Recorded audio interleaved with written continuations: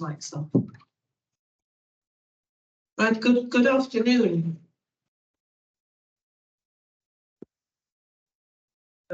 Oh, there we are. You just froze for a moment, Mr. Davis. Oh, hello. Yeah, we're hoping to be able to conduct the rest of the meeting now in one go.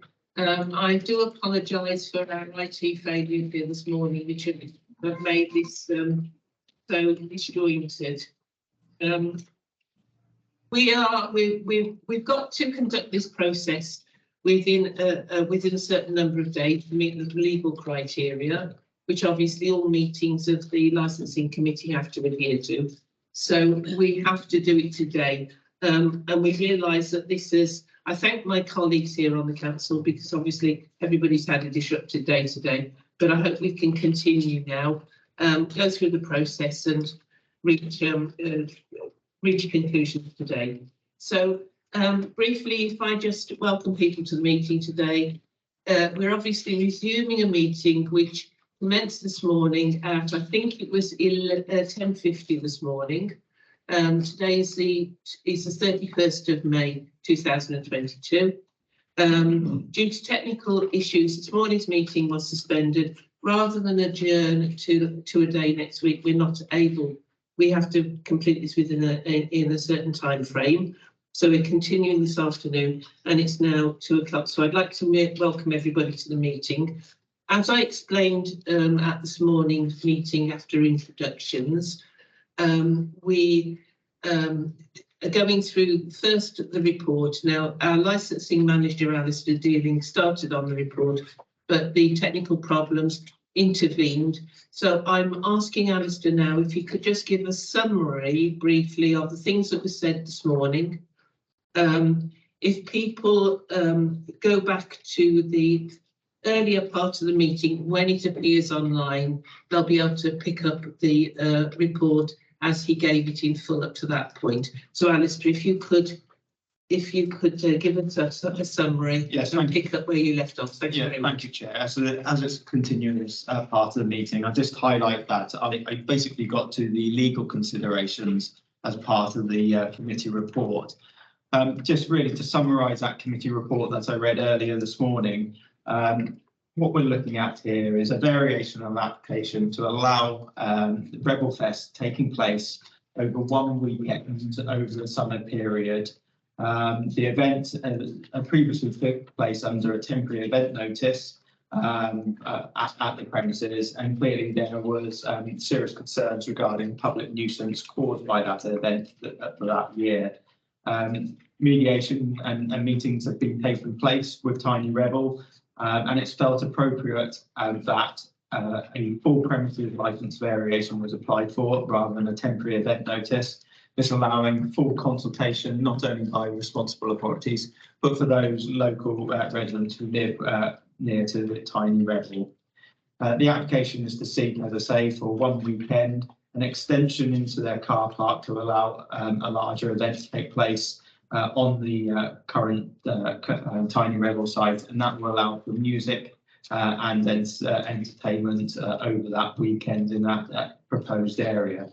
Clearly, we had a number of objections from local residents, but also objections from responsible authorities who had concerns regarding the objective of public nuisance. And you'll hear shortly from that representation from our Newport City Council's Environmental Health team. As where I got up to within the report was clearly the legal considerations. The legal considerations for the committee today are the 4 licensing objectives, 1 being the prevention of crime and disorder, 1 being public safety, 1 being prevention of public nuisance, what seems to be prominent in this case, and the protection of children from harm.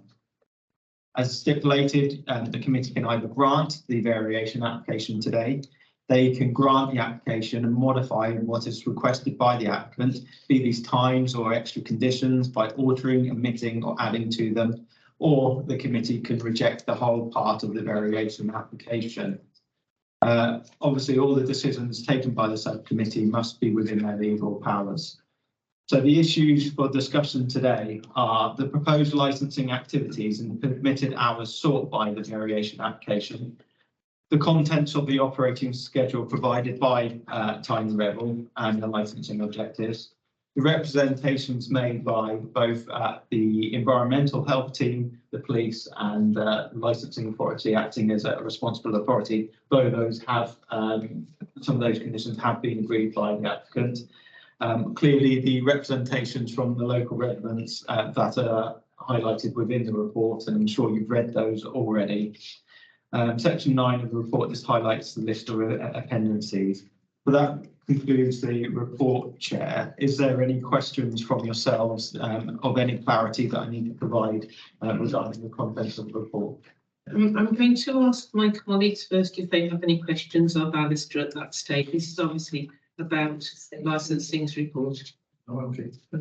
I'd like to ask one question. Was the licensing team clearly we're talking here about public order as being the public prevention of public nuisance as being the one of the 4 criteria which we'll reach a decision on, and that's the one which the council officers had concerns about. And I understand that noise is the main issue which the complaints have made of. Are there other issues which are coming into this, like disturbance of the area?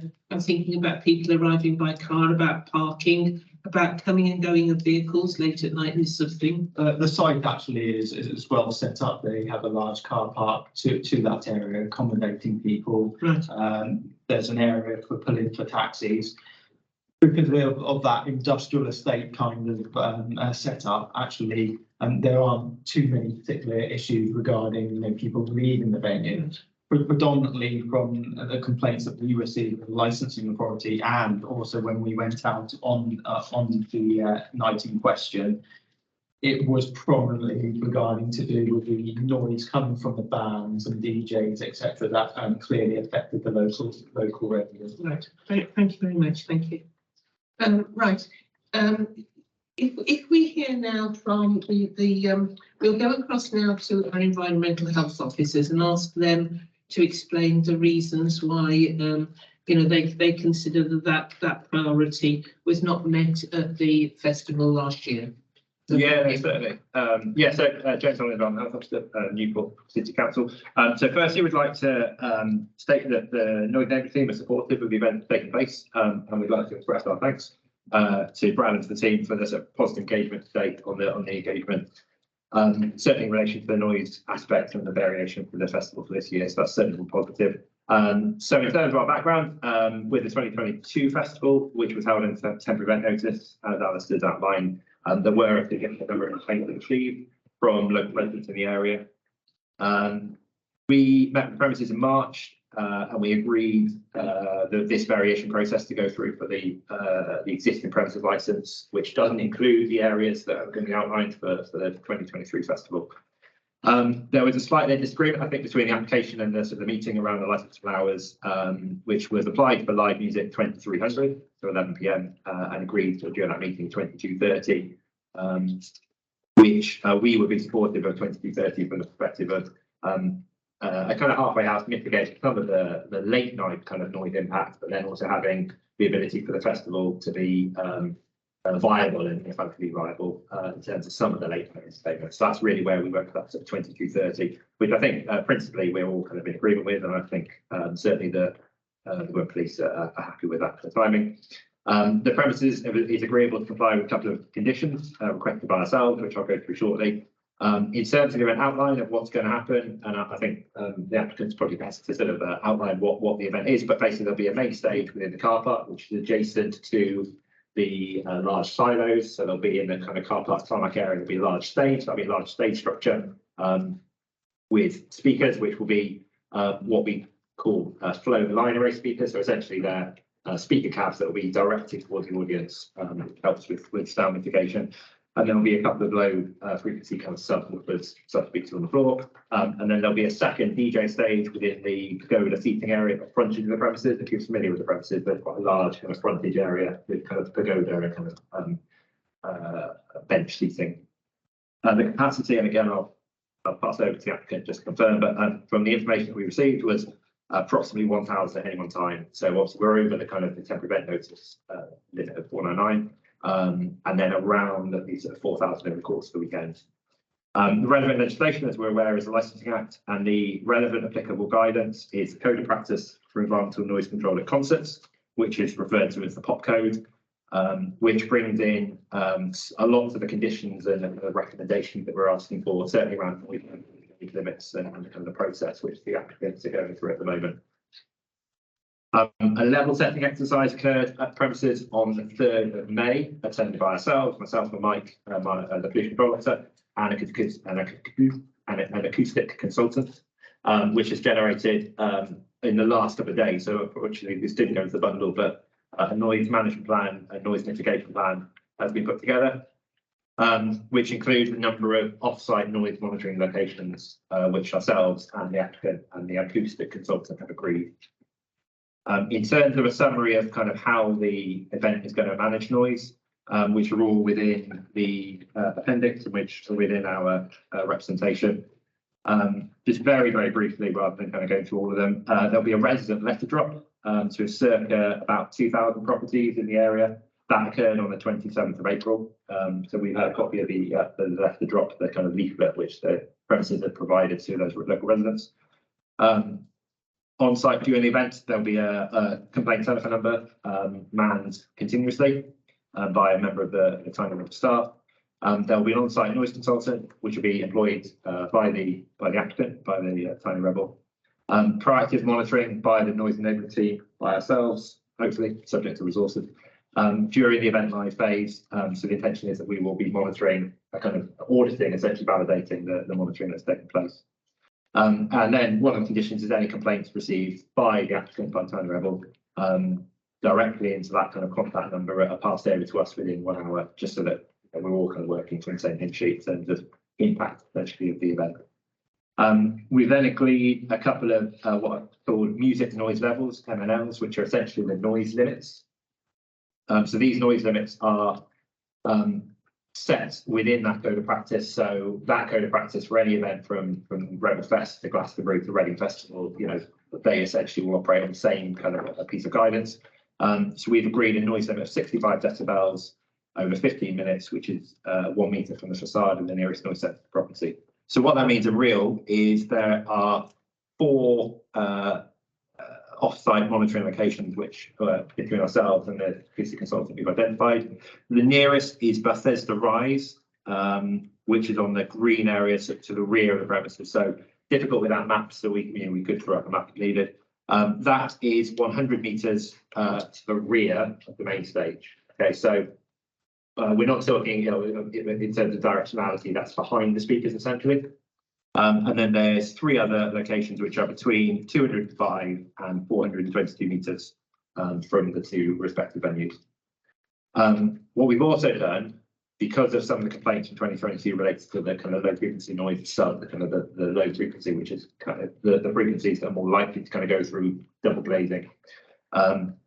We've set a decibel level for the low frequency to 63.125. So the low frequency, the sub frequencies, which are more likely to cause potentially some issues. Again, based on our guidance, we've conditioned that. Just in terms of the practicality of how they can comply with that, when we were doing that level setting exercise,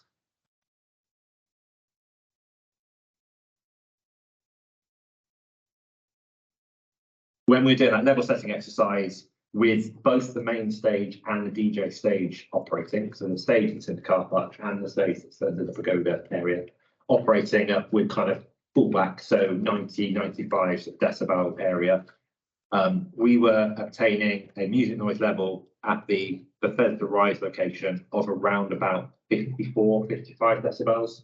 So very, very simply, that's 10 dB below the kind of the level, the limit that we've essentially set.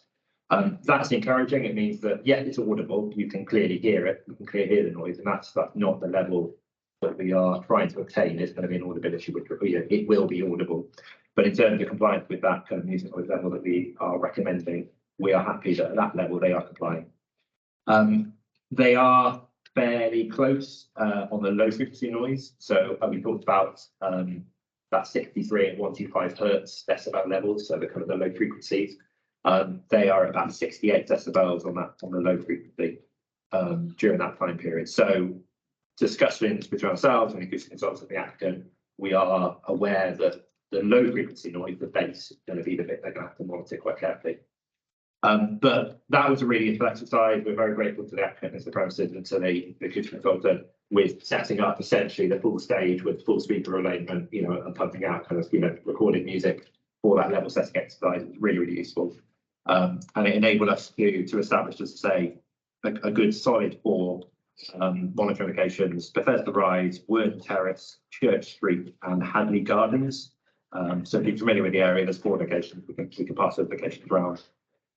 Yeah, from a kind of acoustic noise perspective, we're relatively confident that if the premises comply with those conditions, are monitored robustly during the event, hopefully we will then be able to do some verification monitoring as well, that we're in a good place to minimise some of the sort of issues that we had last year. We're not trying to kind of achieve the point that the festival will not be audible. That's not going to be realistic, and that's not necessarily what the guidance says. It will be audible, but if they have very strict and sort of stringent and clear music noise levels to comply with, then it means that they've got something to kind of, you know, to obtain to really. So hopefully that's a bit of a whistle-stop tour of acoustics, but happy to answer any questions you may have, Chair. I mean, I think probably very few of us are familiar with what it actually means in terms of sort of specific numbers of decibels of things, and also clearly this is very much related to the distance that sound has to travel as well. But were the work there in place last year? Sort of these examinations of the technical aspects of the acoustics, was that considered last year? Unfortunately, so Mike Cochran, Environment Health Pollution Control, it wasn't put in place last year on the back of the 10s and with pre-meetings prior to the event. We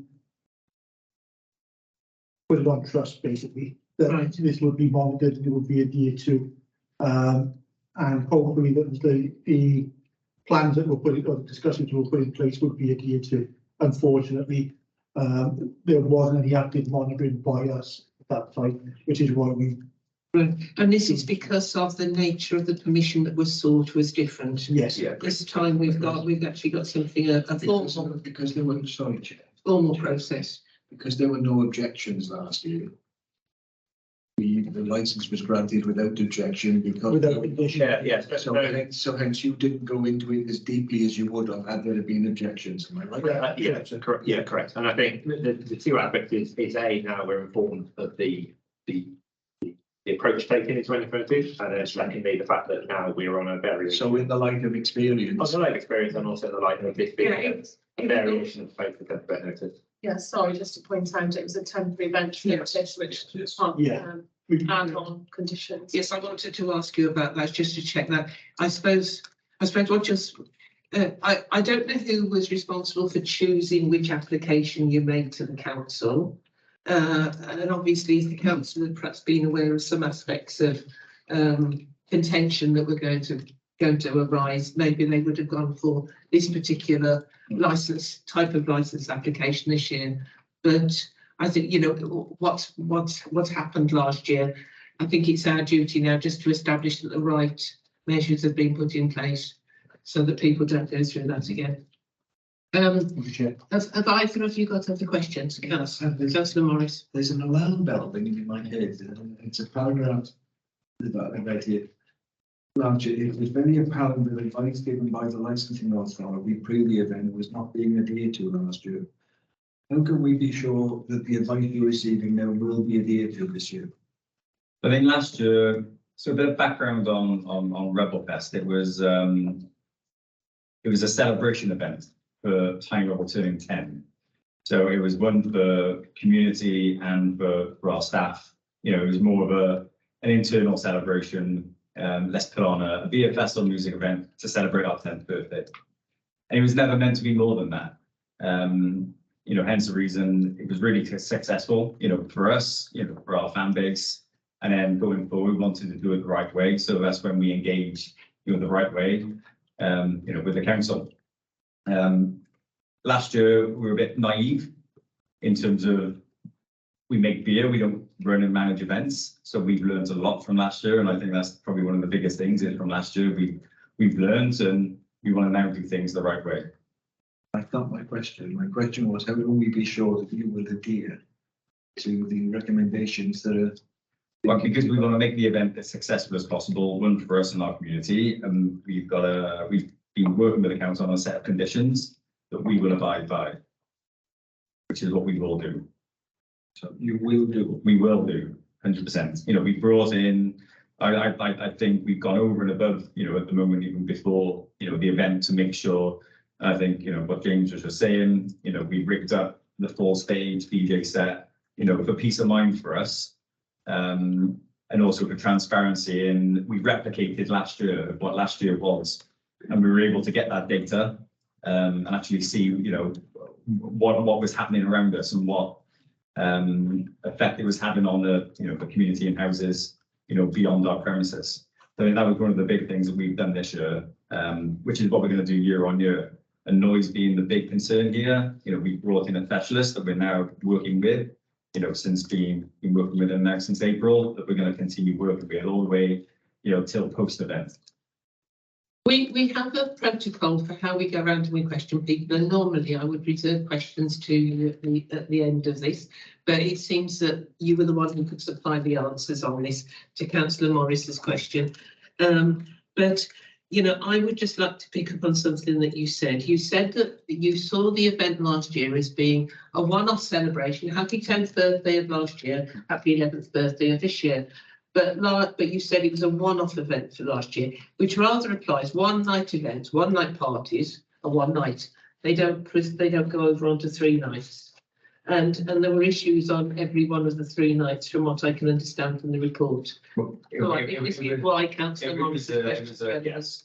Yeah, it was a celebratory festival. Right. We call it that, rather than a one day event. Okay. But Francis, I hope that's answered your question. But we will everything that we've gone through with the set of conditions that are in the current license. We will meet and also go over and above that. If need be. I'm just going to return to the environmental health officers for a moment. Then, if the council. Clearly we never have enough staff to do everything in every department, but somebody will be monitoring this. Somebody will be aware of what these decibel levels are and what the impact is on the people who live around. So if something happens, we know that a voluntary agreement was made last year, which would not have been a formal thing, but it was breached. What happens this year if it's breached? I have to ask this. Yeah, no, people living in the area. So it's a sliding scale as any other piece of enforcement or intervention that we do with any other premises. Initially, informal discussions with Bragg, with the licensee, and with the consultant, a friendly, we're a little bit over on these frequencies or this particular decibel level. Then, subject to outcomes of that, can escalate to more formal intervention, and then it can escalate even further to service and notice there and then. So we can potentially serve abatement notices, we can serve enforcement notices that evening. That can be effective immediately.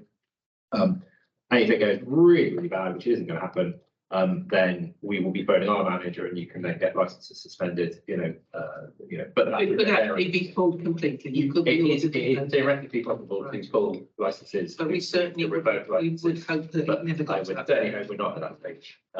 Maybe just also add on from a licensing perspective, as also the enforcement agency. Obviously, if the conditions are on the license and if it was granted, failure to comply with those conditions potentially can be a criminal offence. So it's important that somebody who has a licence treats those conditions seriously. As you've heard from James already, once a licence has been issued, it doesn't mean the licence is there forever. There is the process of a review, and clearly, we understand the concerns of the local residents, hence why we went the previous year. There will be attendance this year. If issues are significant, and clearly we wouldn't hesitate to call the premises into review. And I think that's been expressed quite clearly to Tiny Rebel, who understand the concerns of the local residents and understand that there has to be they've got to ensure that they comply with those conditions at all times and meet those requirements. Yeah, just if you don't mind me just jumping in, we've got 3 other licenses, 2 in Newport and 1 in Cardiff also, on premises. You know, that we know the seriousness of, it's a legal requirement. You know, like with any business, with HMRC, we know what our sort of governance. Have you held other events such as this at the other premises as well? Not anything other than no, we haven't actually. But this is going to be quite different, isn't it? Yeah. And this is, clearly why we're going into, the questions are going to be quite in depth about this. We want to be assured. If I can just go back to the environmental health team again. We've seen this on Appendix A. This is a really comprehensive list of the expectations which they had. So we can be assured. I mean, I was quite surprised about this because the licensee shall appoint suitably qualified and experienced, I'm not going to read all of this, noise consultant to approve to the approval of the local licensing authority no later than 12 weeks prior to the event. So all that was done. As you've been through all those processes, and all of these questions in here have been answered satisfactorily, have they? And been addressed in one way or another. Yes, they have. Right, okay, thank you. Councillor Cleverly. Yes, I've got a few questions. Thank you. How many security people will be involved? Top of my head, it's within the set of. I haven't got the. You agree to the conditions? It's whatever's in the conditions. So how many people are you expecting to attend this event? I haven't got the Over document. 200 on one night? Yes, over 200. Yeah. So I think we're on Saturday in excess of 1,000. I think, top of my head, and then less within the hundreds then on Friday and Sunday. I was also a bit concerned because it said one toilet for 75 people. And as you know, when I've been to festivals in the past, Glastonbury and Reading and whatever, there's always queues for the ladies' toilets. So I certainly hope there's more than one toilet. There is more than one toilet, yeah. Well, we've got the existing premises. Those blue. No. We've got an existing. So I don't know, have you ever been to the brewery at all? No. No. Okay. So we got an existing toilet facility within our bar and restaurant. In the ladies' facility there, I believe, top of my head, there's 7 cubicles within it. And then we're putting additional toilet facilities outside, which we also did last year. Okay. Sorry, just to assess, the purple guide that's utilised for most festivals will stipulate a ratio of toilets. So 1 to 75 is the standard in the industry. So within the conditions from the licence effective, what they've agreed to, there is that perspective that they have to provide sufficient toilets in line with statutory guidance. All the conditions that we've agreed to, they're legal in terms of ratios, whether it be security or toilets. And my last question is it over 18s or is children be attending during the day? Yeah, we're family friendly. We're a family friendly event. No dogs though. Okay. It's okay. Yeah. And clearly the additional facilities that you're making available to people who are visiting are very important. I hadn't actually thought about the toilet one, but I mean, Councillor Cleverly draws our attention to something which might be very useful in some of these priorities that we're focusing on here today. Probably prevention of public nuisance is the one that springs to mind, or even possibly prevention of crime and disorder. So thank you. How have you established how many people are going to be who you expect to be visiting? And say you got substantially more than that, how would you deal with that? So we're going to work within our again. Sorry, I haven't got the conditions next to it. If you can help me out. So the proposed numbers would be a maximum of 1,500, and it is proposed to be a ticketed event, and that people it would be. Right. Okay. So it's you can't just walk in. Sorry. One question. Is it a ticket only event?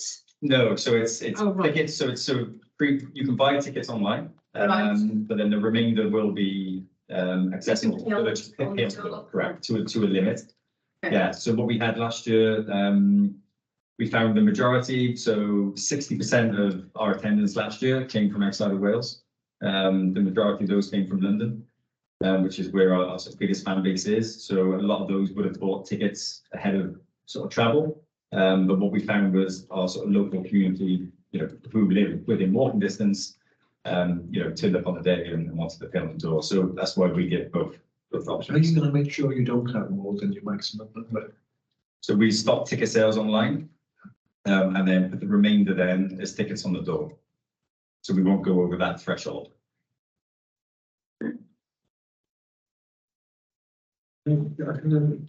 Just for the sake of clarity, and it's hopefully it won't come to this, for the sake of clarity for the neighbours, should the noise level be excessive, in the opinion of the Environmental Health Department, the whole noise event can be shut down immediately? No. So in terms of our approach, which is our departmental enforcement, call that our enforcement approach, irrespective of whether it's a barking dog or a premises or a cockerel noise or whatever it might be.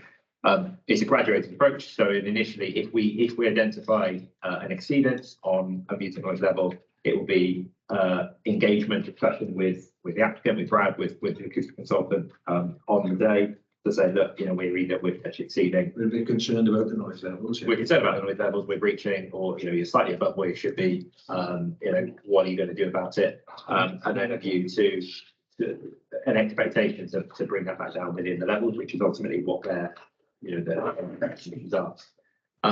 It's realistically very, very, very unlikely, unless there is significant nuisance, that the event would be kind of shut down, as it were.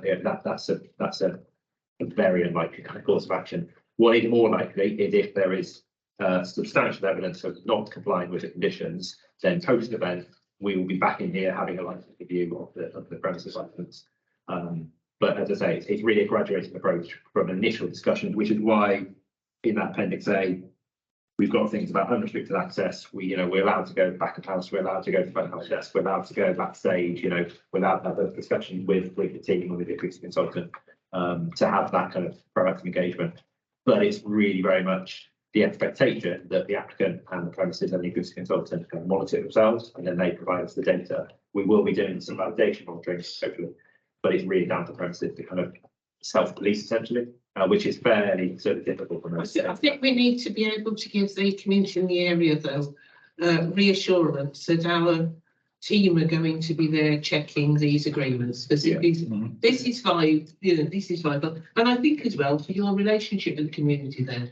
Well, we've already tried to, we saw that as a bit of a weakness from last year, and we've acted on that, with the letter drop that we've done.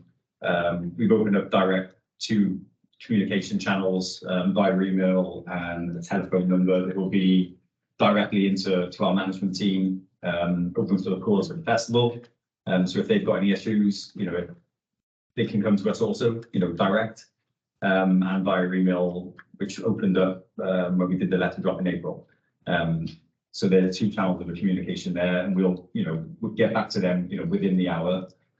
So that's always going to be, controlled our side. Thank you. I interject as well, Jim. We're hoping as well to have on the days of the event real-time monitoring from us within the noise neighbourhood team, using our own calibrated devices. So we won't be relying purely on the information provided by the acoustic consultants on the day. We'll be doing that independently. Yeah, I was hoping that you would have some with the management authorization to obviously, because over the weekend there's a cost implication, unfortunately, that we can look at that, and that's something that we are actively discussing with our management at the moment. So in your professional opinion, you are quite satisfied that the procedures that we put in place and the actions that we put in place should reduce the noise from last year, right? Or should reduce the number of complaints? It's a difficult one. I would say, hopefully, one would hope, reduce the number of complaints. It's difficult if the sensitisation of the residents to, oh, planning rebels happening, a rebel fest is happening, oh, I can hear some noise, right, I'm going to complain. It's difficult. Rather than we're never going to please. we're never going to please everybody, but rather than a temporary event notice with a kind of gentleman's agreement of, oh, I think you should comply with some stuff, we're now in a condition of this is now very stringent, and a lot of significant amount of work has gone into kind of this and liaising with the consultant and the applicant. As long as you comply with these conditions and these noise levels, these decibel levels, these frequency levels, etc., then we are satisfied that you will not be causing a significant kind of undue disturbance to the residents.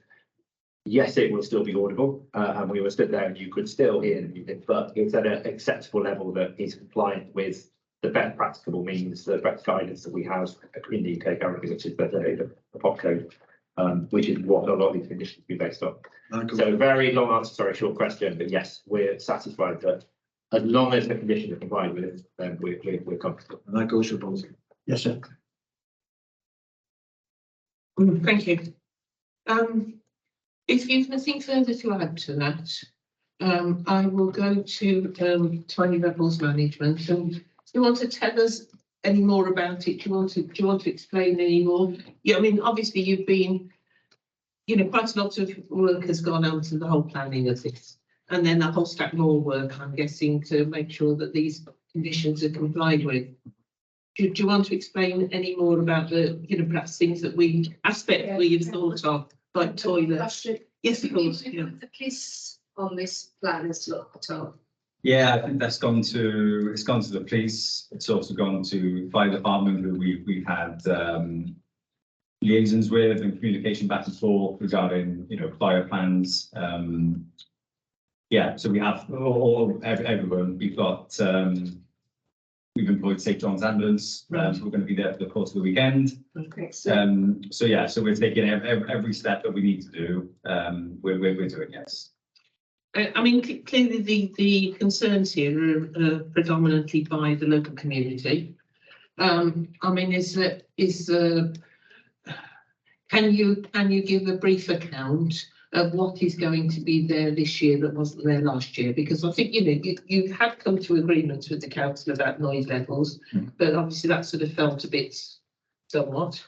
Is there anything that you want to use, the appearance before the committee here to explain that what you're doing this year, which is going to mean that it's less intrusive on the local community or more community friendly? Yeah, I think just touching on last year, I think, from Tiny Rebel, well, I apologise for not getting it right.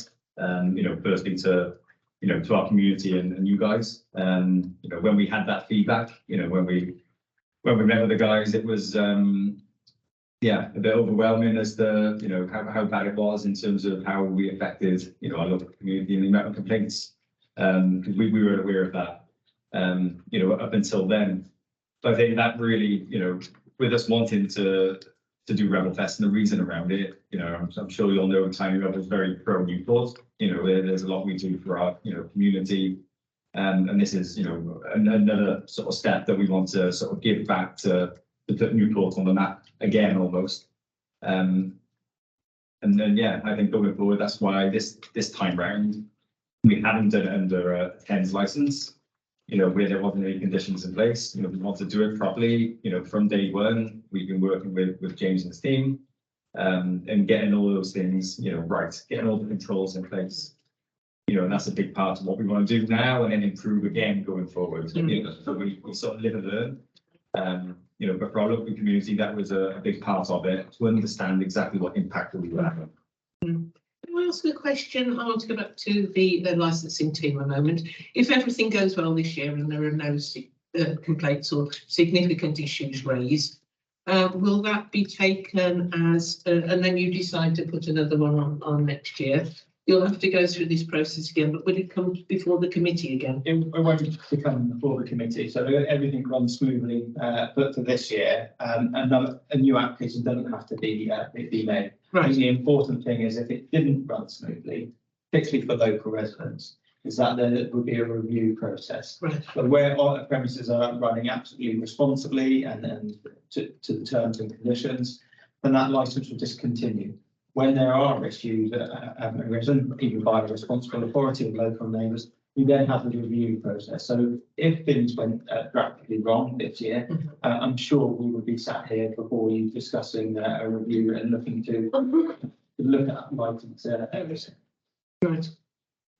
Irrespective of collating the complaint, we would certainly be looking, I don't know whether it's conditioned, but we're looking at a kind of a formalised kind of debrief process, not necessarily the licensing committee, but we'd certainly be looking at kind of a debrief process between ourselves and other responsible authorities.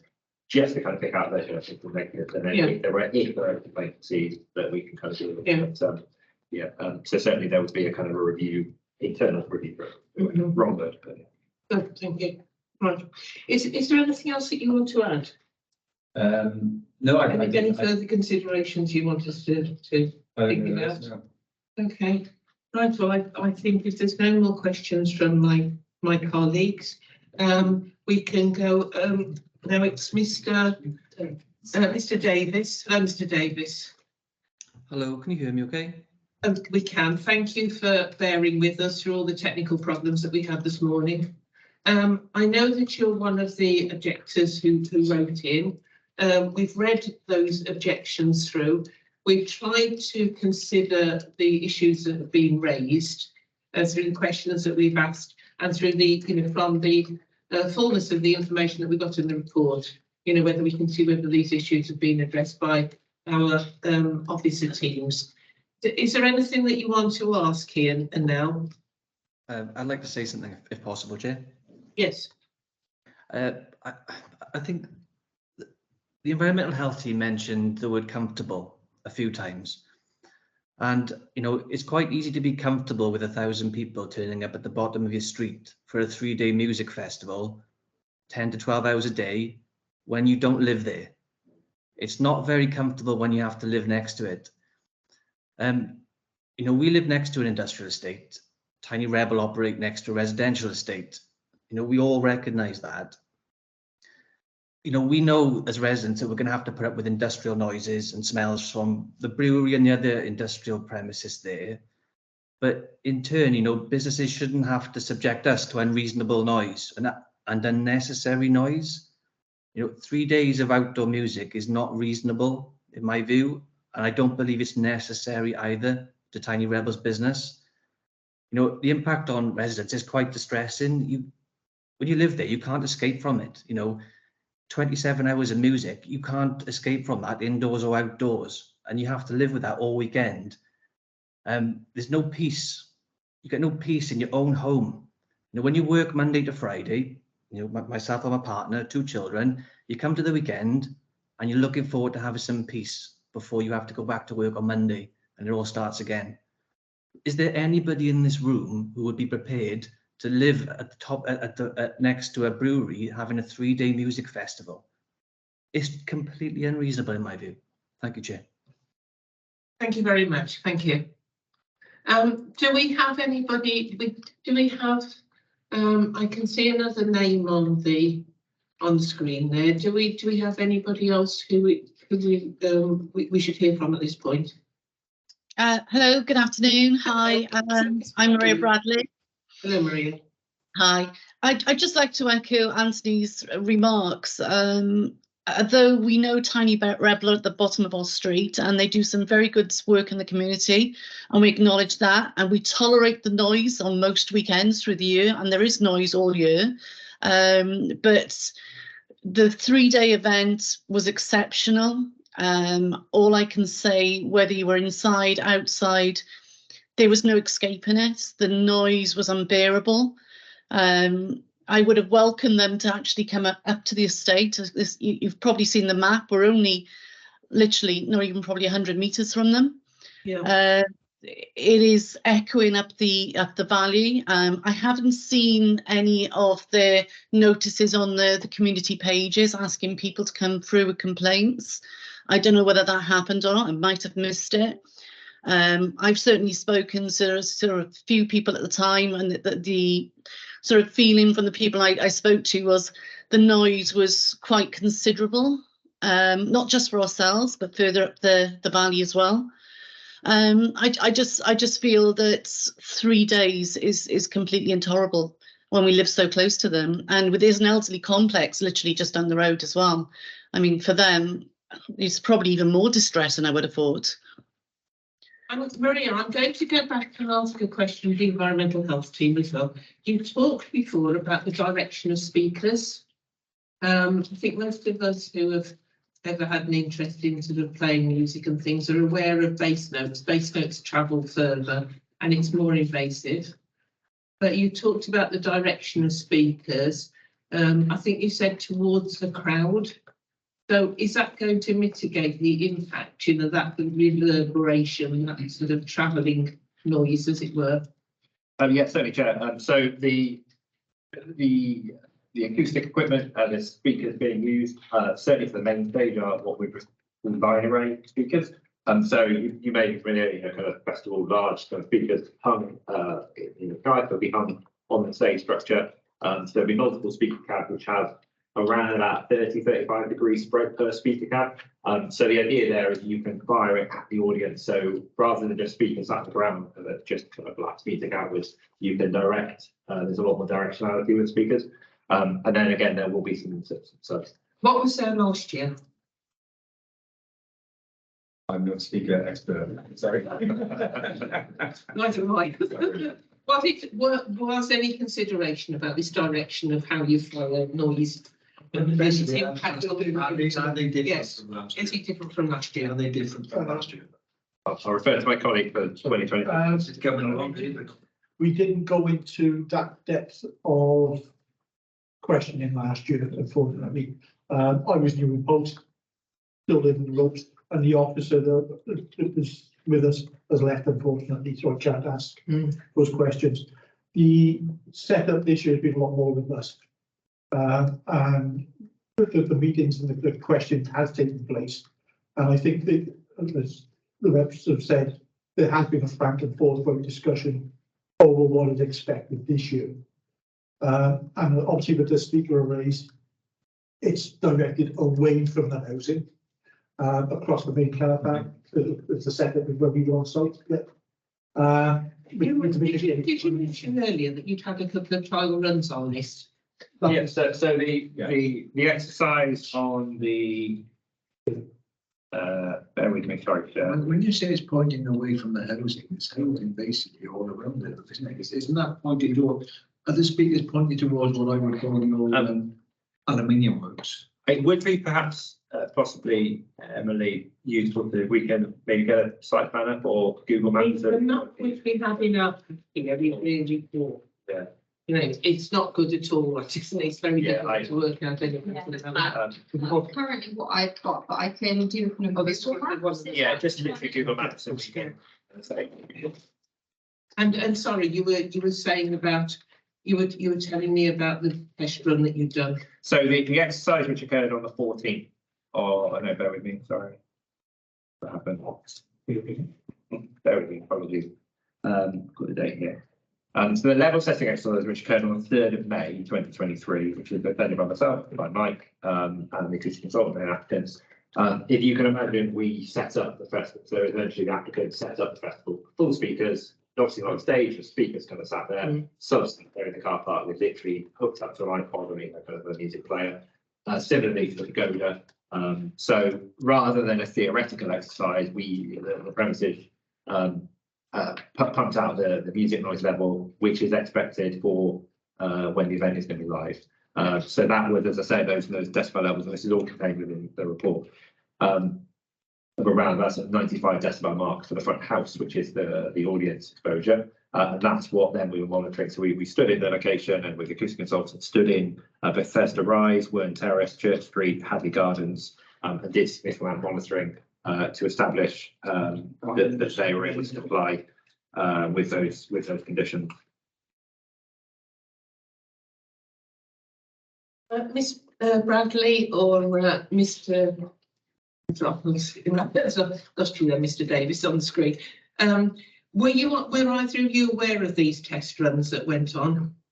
Yes, we heard the music blasting and we were at the front doors in seconds going, what the hell's going on?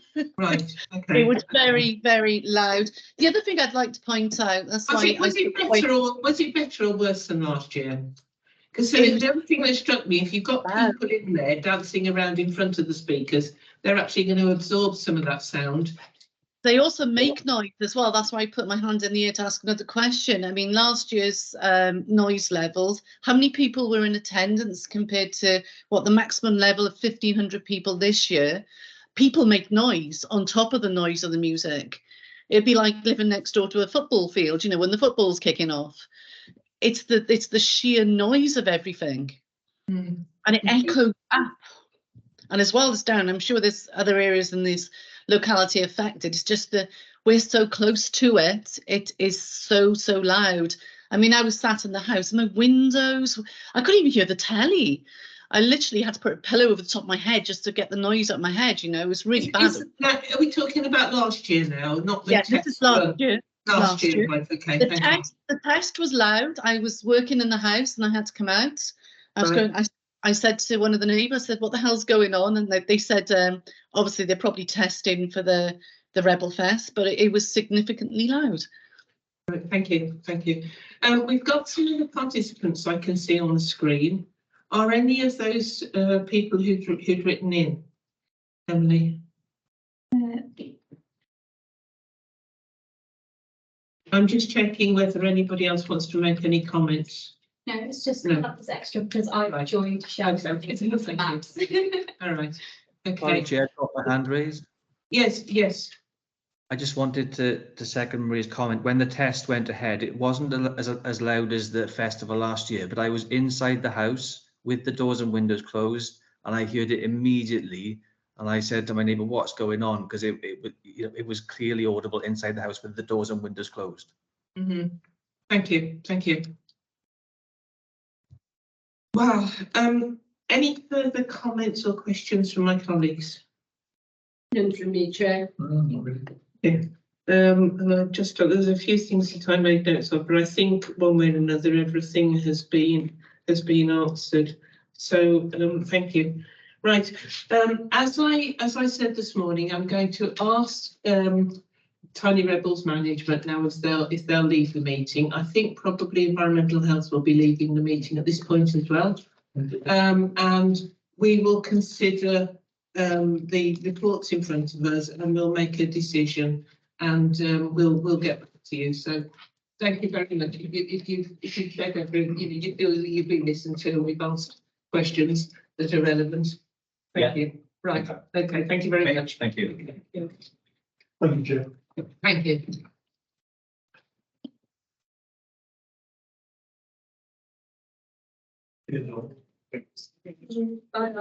Bye-bye. Thank you very much. Bye-bye. Yeah, so we need to look at this one. So, yeah, so thank you very much. Thanks for bearing with us today. It's been, oddly enough, we get the occasional hiccup, don't we, with the IT. Full council meetings are notorious for it, but we've never had anything that just kept on going in and out as it did this morning. And we think that some of this is accountable to some new system. And obviously new systems are not always what they're cracked up to be. So sorry about that. Now I'm going to ask our support team if they will close down the live camera, the recording camera and the mic. I keep forgetting that this was going to go out later. But again, thank you very much for joining us, and we'll be making our decision known. It will appear. A report of the decision will appear online. And obviously the applicants will get a written copy as well. So thank you very much. Thank you. Thank you. Bye-bye. Thank you. Bye. Bye-bye.